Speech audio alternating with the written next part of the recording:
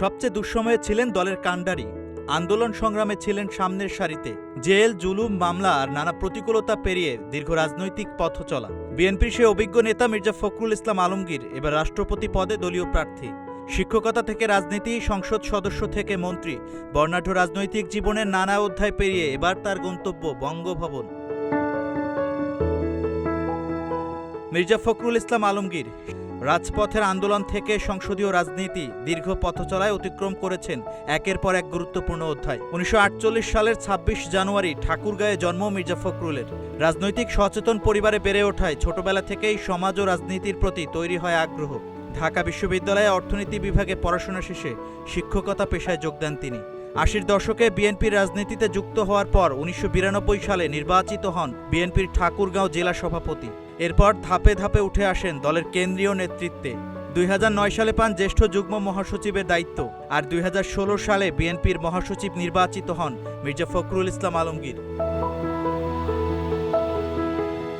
দলের সবচেয়ে কঠিন সময়েও নেতৃত্বের সামনের সারিতে ছিলেন তিনি।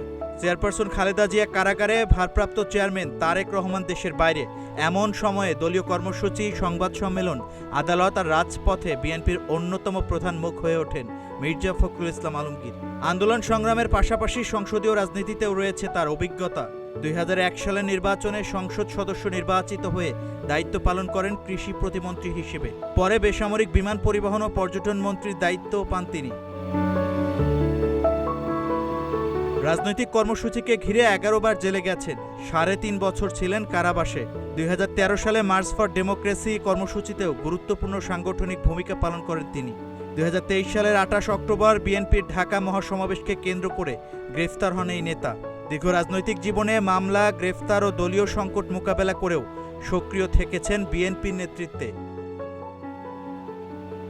৪ দশকের বেশি সময়ের রাজনৈতিক অভিজ্ঞতা, আন্দোলন সংগ্রামে নেতৃত্ব আর দলের কঠিন সময়ে সাংগঠনিক দায়িত্ব পালনের দীর্ঘ পথ চলা।